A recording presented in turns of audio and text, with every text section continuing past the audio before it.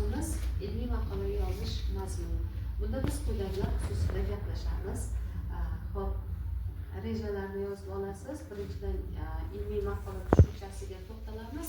Ilmiy maqola nima?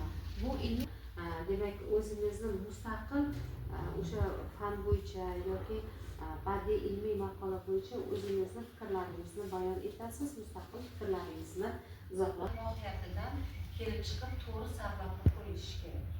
Hop, ikkinchi navbatda annotatsiya beriladi. Ilmiy maqolaga annotatsiya bu ilmiy maqolaning qisqachagina tayanch tushunchalari va maqolaning nima haqidagi ekanligi, ya'ni mazmun, mohiyati kichkinagina jumlalar bilan, maqtul bilan va kichkina fikr bilan beriladi.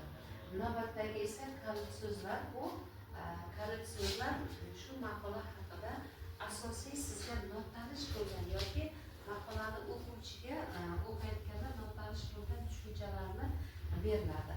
Maqolani yozish davomida berilgan kalit so'zlar demak asosiy mazmun, mohiyati ochib beriladi. Endi esa maqolani kalit so'zlar annotatsiyadan keyin kirish qismi beriladi. Kirish qismida shu maqolaning nazariy asoslari asoslab beriladi. Ya'ni agar biz favqulodda vaziyatlar xususida maqola yozadigan bo'lsak, favqulodda vaziyatlar haqida qaysi olimning qanday kitobi bor yoki bo'lmasa qanday maqolalar bor, qanday ilmiy ishlar bor, shu haqida qisqachagina fikr mulohaza beriladi. Ya'ni bundan tashqari favqulodda vaziyatlar xususida bugungi kunda davlatimiz, yurtimiz olib borayotgan va chiqayotgan qonunlar, qarorlar ham demak maqolaning kirish qismida beriladi.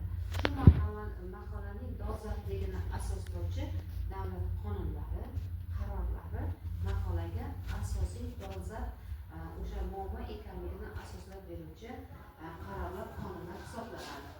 Endi asosiy qism berilayotgan maqolaning asosiy qismida berilayotgan tavsiyalar, metodik tavsiyalar maqolaning asosiy qismida beriladi va fikr, mulohazalar, tavsiyalar beriladi. Adabiyotlar qismida esa shu maqolada foydalanilgan adabiyotlar beriladi. Maqola xususida, maqolaning mavzusiga xos bo'lgan adabiyotlardan foydalaniladi. Maqolada shular maqolaning yakunida beriladi.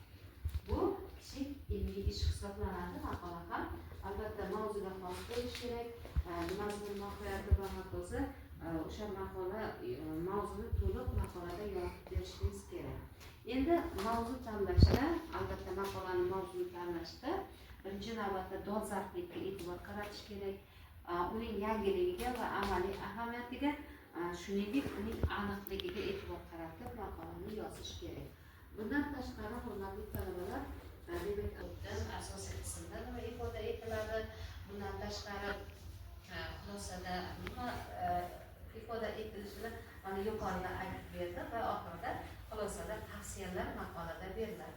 Ya'ni bu sizning shu maqoladan foydalanib tavsiya berishingiz, sizni maqolangizni o'qiganda kimdir foydalanganda sizning tavsiyangizga albatta tayanishi kerak.